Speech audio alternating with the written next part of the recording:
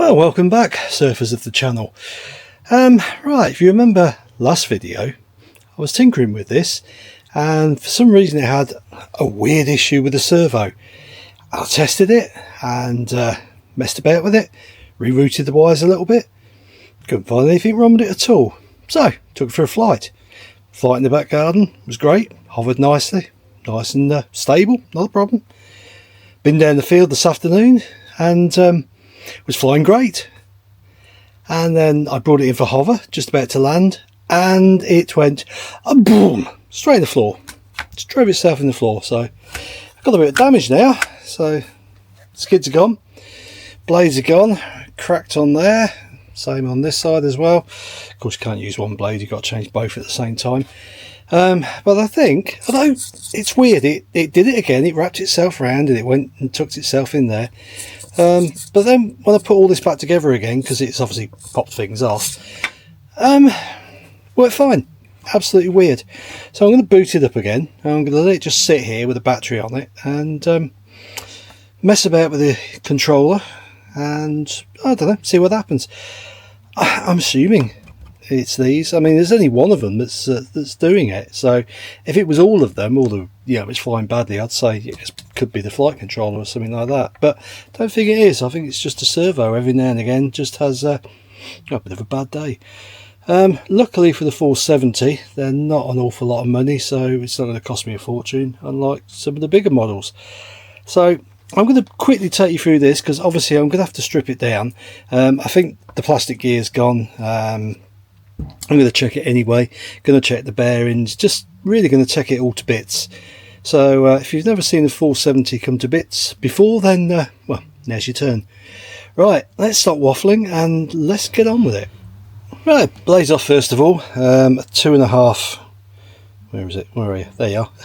2.5, what do you call it, Allen key driver, I don't know, that's what I'm calling it.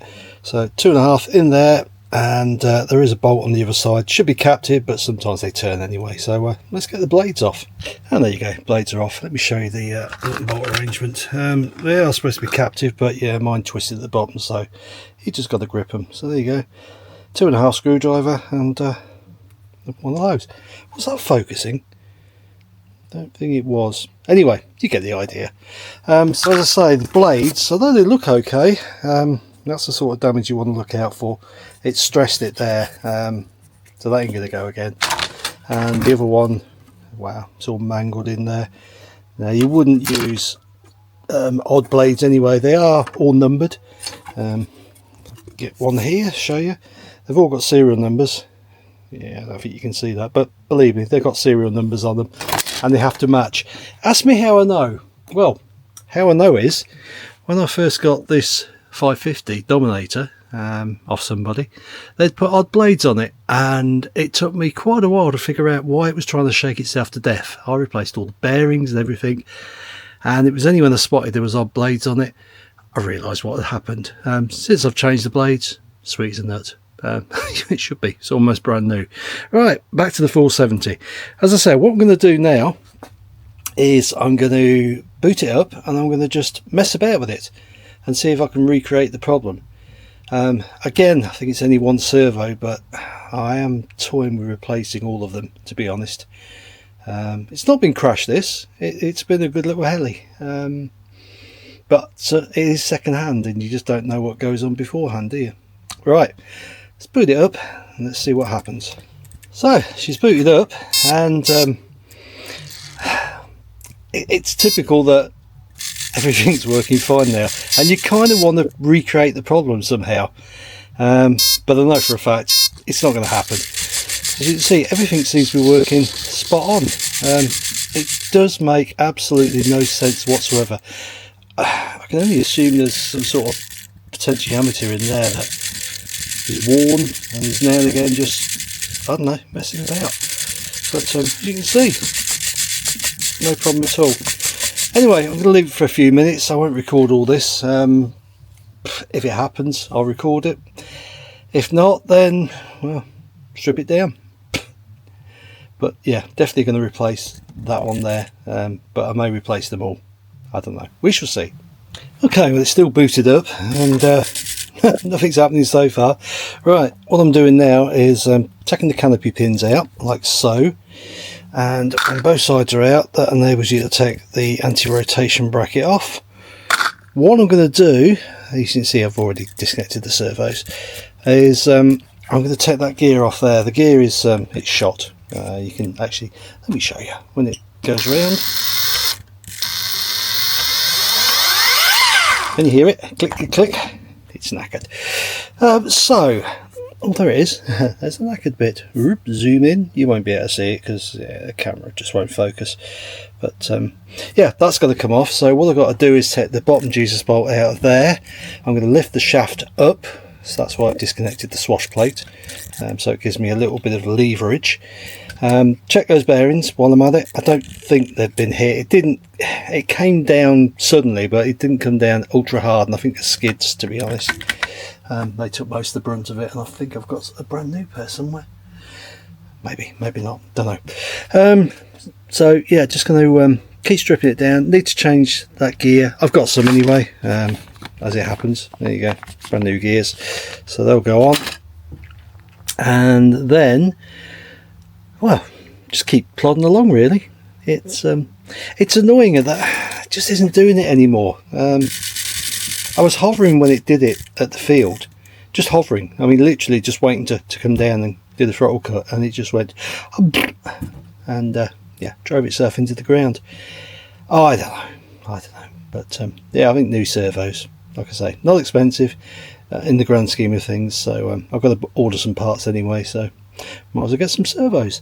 Right, let's get that gear out. Need to get the bolt off first. I need 2 hands for that. And there you go, gear is out. Yeah, I have no idea why Align decided to go back to belts.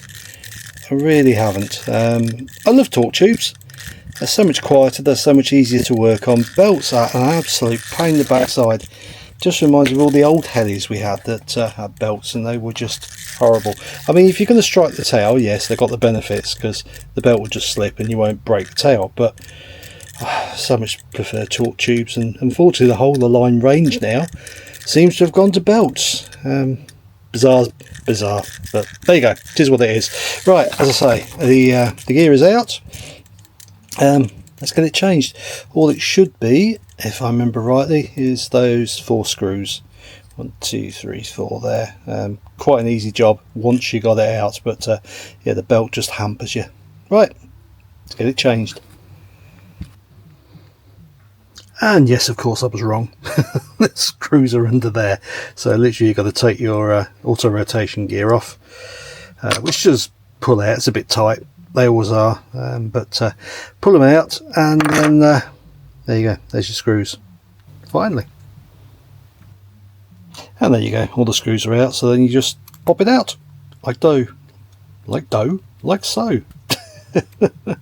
By the way, yeah, it's still working. Stupid heli. So there you go, there's the new one in. Now do be careful with that bearing there, because it is the auto rotation bearing. Do not grease it. Whatever you do, no oil, no grease. You may be tempted to, but don't. They are meant to be a friction fit, and they'll only spin one way and then lock up the other. That's how the auto rotation works. If you oil it, it will break it. Simple as that. It will only go in one way into the gear. There's a recess just there, so not particularly taxing to get it the right way around.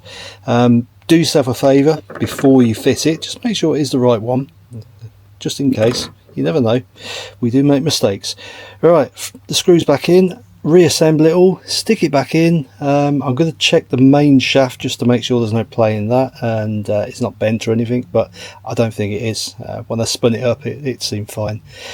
Right, screws in, back in the heli. So there you go, all back together again. Obviously the nub goes on the bottom there, and like I say, don't actually oil the auto rotation bearing inside. Oh, let's get you in focus, shall we? Inside there, but that bearing there, you can put a little bit of oil on it, only a little bit, you don't want too much, honestly. Right, now the unenviable job of threading the main shaft through that gear, and yeah, trying to get it all together and lined up. I warn you now, it's a pain in the backside. Ah, a smoking gun. As I was messing about with things, I heard a little crackle. And look what happened. It seemed to me that there weren't soldered in very well. Wonder if that was the problem. So there you go. Got the gear back in. Oops, where are you? There you go. So yeah, got the gear back in. Got the Jesus bolt back in at the bottom there. It is a struggle, I'll tell you now. Make it slightly easier on yourself. Take the motor off. You can get the bottom plate off, which I've got to take off anyway because the skids are broken. There's 2 bolts at the bottom, and then the motor will drop off. You ain't going to get it in with the motor. The motor's got to come away because you ain't going to mash the gears and get it in the right position and, you know, pull that belt tight at the same time. But it's in there now. So yeah, I mean the battery could have been the smoking gun here. I don't know. Do I change the servos? I mean, it's not doing it when I've had it sitting here, you know, for a good half hour. It hasn't done anything. I kind of wonder, yeah, was it an arc on that battery that just sent things wild? Do I risk it? I don't know. I've got to think about that. Right, put the motor back in. I'll put the base plate on, and then just got to get some parts for it, really. I'm pretty much all back together. Glued the skids up for now, but I'll get some new ones anyway. But just to really keep it upright so it doesn't get damaged. But yeah, everything's back on. Give it a quick test and everything seems okay. Also, yeah, soldered the battery back up again, so that's rock solid now. No problems there.